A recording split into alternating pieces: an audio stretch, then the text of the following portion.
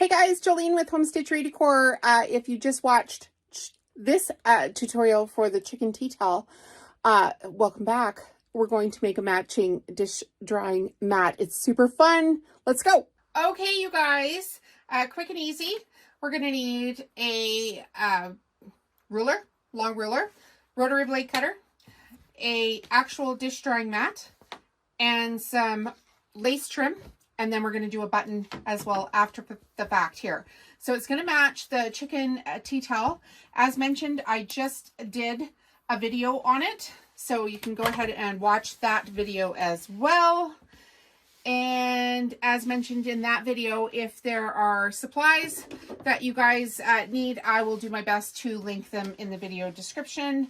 All of the links I always use in my videos are affiliate links. That's how I get paid for doing some of this stuff. If you can shop the links, that'd be great. And let's move on with the fun stuff.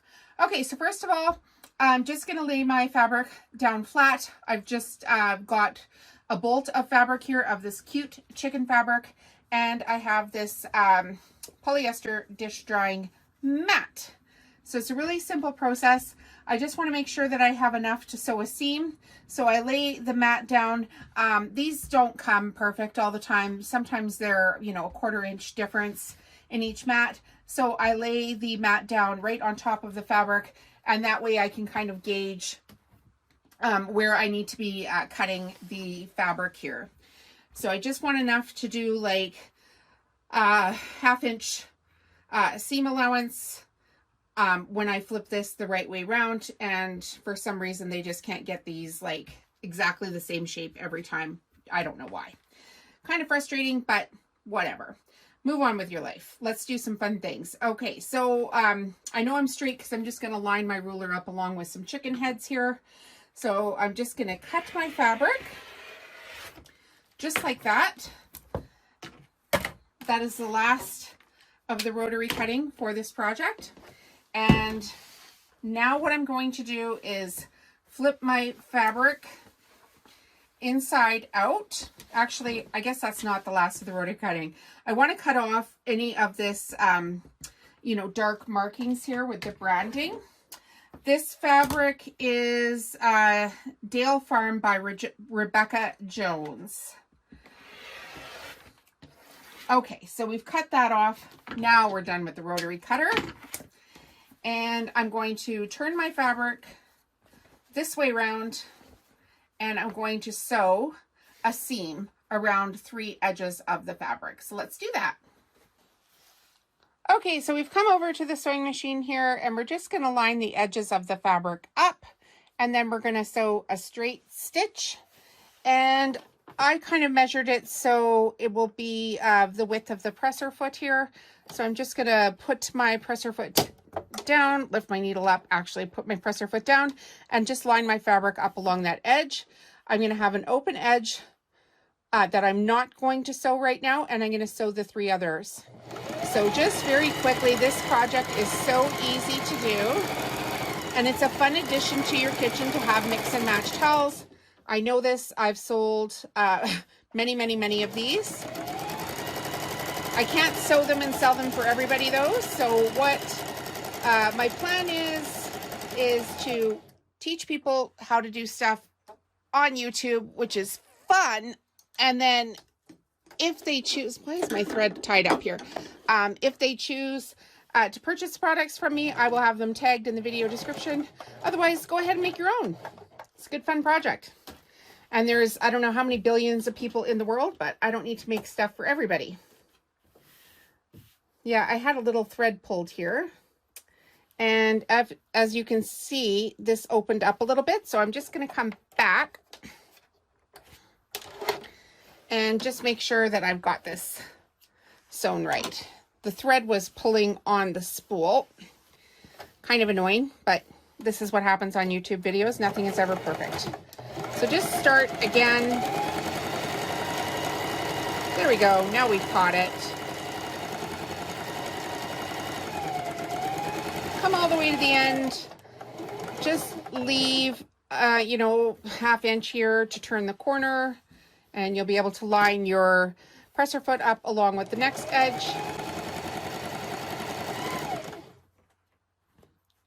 And you don't even have to iron this edge out.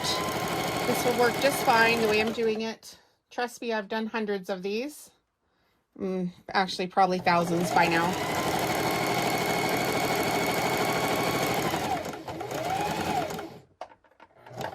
And then around the corner again, one more time.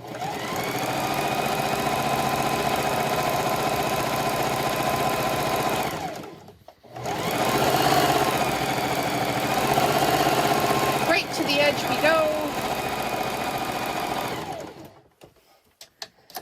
And then I am going to grab something to turn this corner. I don't know about you guys, but I just love a good old chopstick for some of my sewing projects. It works really well. So I'm going to turn my mat here inside out. I'm going to poke up the corners.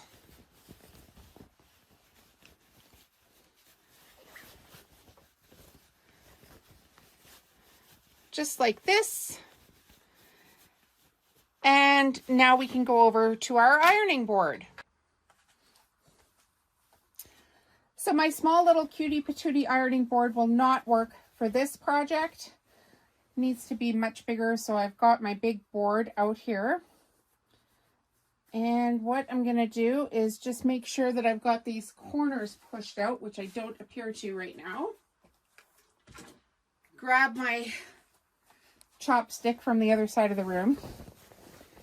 And there we go, push it out.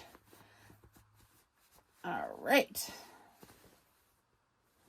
Still kind of, there we go.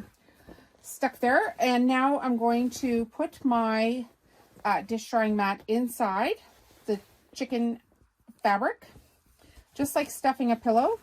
I want to make sure that everything is really close to the edges.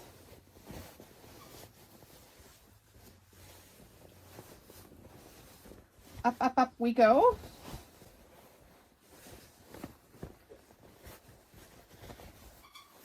So get everything right tight here into the corners. Make sure everything's flat.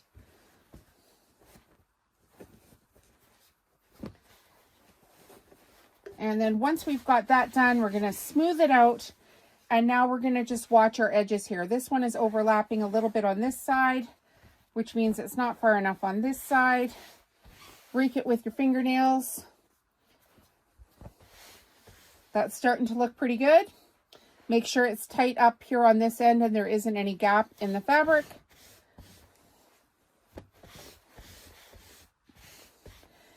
And now we're going to close off the ends.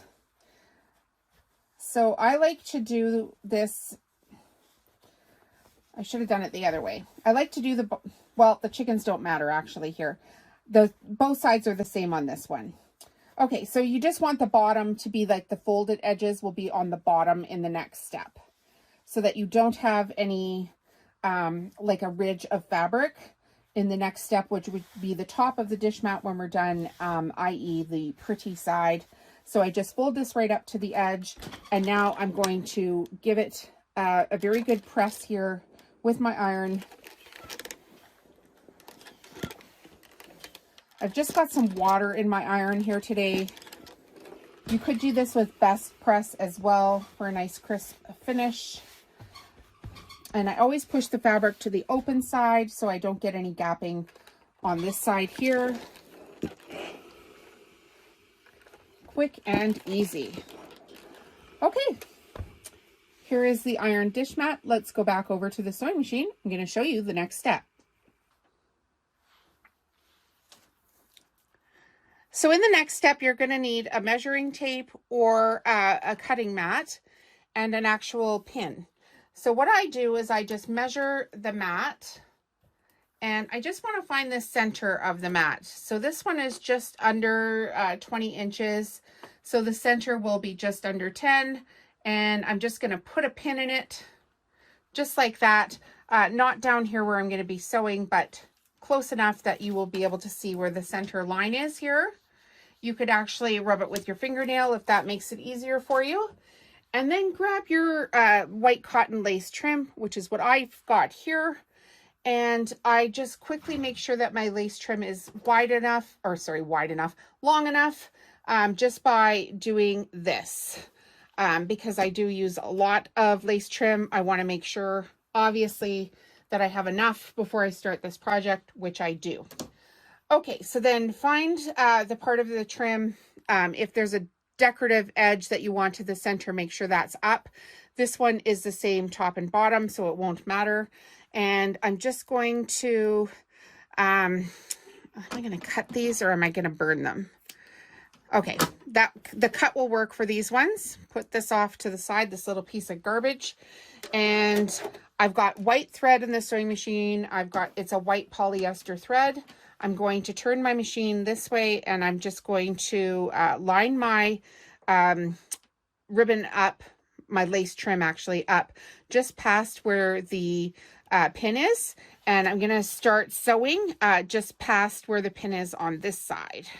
And I'll show you why at the end, why we do that. I've left a little gap here on the side because I do want this to be like a trim. And now I just sew this all the way around. So come all the way up, you know, an inch or so from the edge, well, maybe 2.5 inches. And this is where we're going to miter this trim. So we've just folded it up, and then we're going to fold it down the other way. So just like that, just so we can turn the corner. You want to make sure it's nice and straight and, you know, not puckering. So I don't have it quite right here. I will get it though. That takes a little bit of practice. That's probably the hardest thing you're going to do on this dish mat. Make sure your presser foot is down. Come right to the edge, turn the corner. Don't pull this out, turn the corner gently. And then we're going to do this all the way around.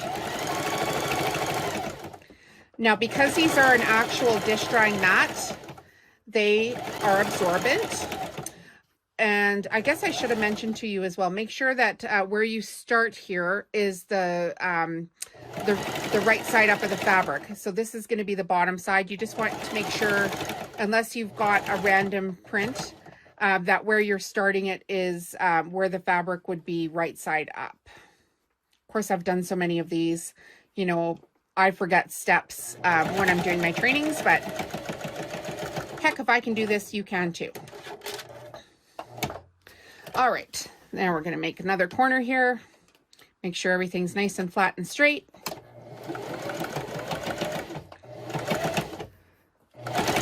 I do like this Singer Heavy Duty for some of these projects.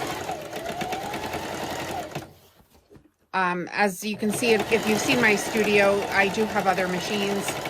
This is just a basic machine that I beat the crap out of, and I quite like it because it works for that.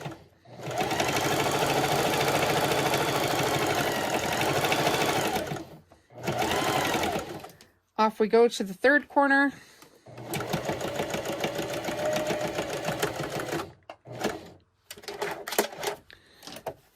Round and round we go.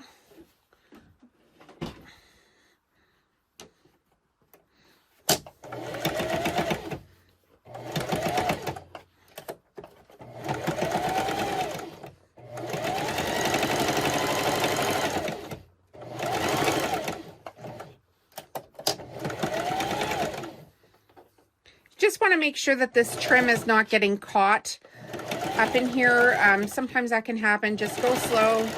Watch where you're sewing. You'll be fine.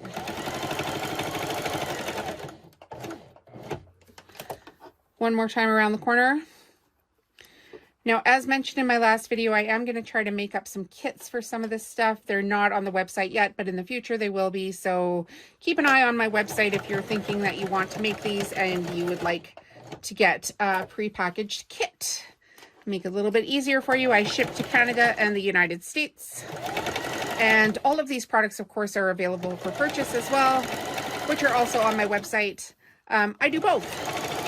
I make this stuff and I teach this stuff because I figure, why not? Some people are going to want to learn how to sew, and other people are going to want to purchase things. So I could easily do both, and it's fun. Why not?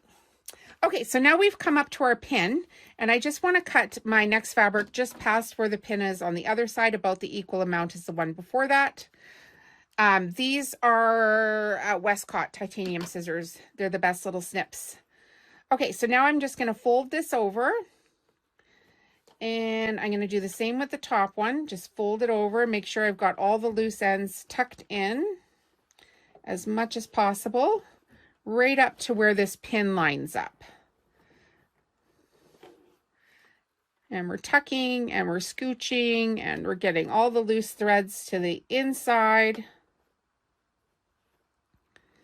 Which can be tricky sometimes, but these are all going to be hidden in a minute. So I maybe could have cut this just a smidge longer. Okay, so now we want to come, and remember you need to sew over to the next section where you haven't sewn yet. So just come up, and then we're going to back it up a little bit, right to where the fold starts. We're going to pivot. I love that word, pivot. I watched Friends. I am in that generation. Okay, now we're going to get the first edge sewn down.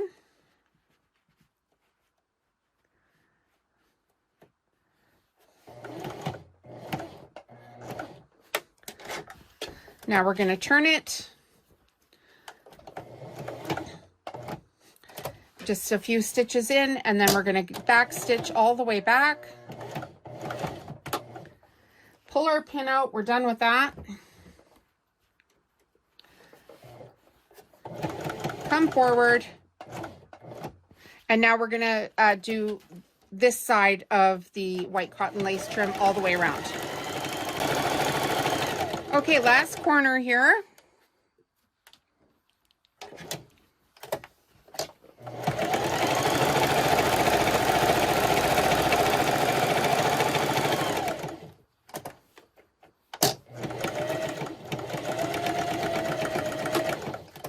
Up we go. We're going to trim off the white thread, and then I'm going to put a button on it. Let's see if I can find a button I like for it first. I kind of like that black one. I think it looks a little bit better than the blue, so I'm just going to sew that on there quickly. As soon as I find a needle. Let's get a needle here. Okay. We've got a nice long needle. I can just pull some thread from. I never start it from the back. I always start it from the front. And I know where the center is because that's where my lace trim lines up. So we'll stick the needle through.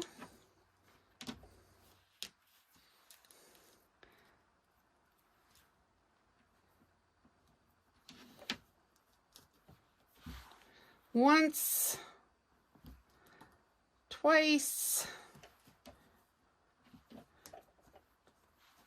3 times, 4 times.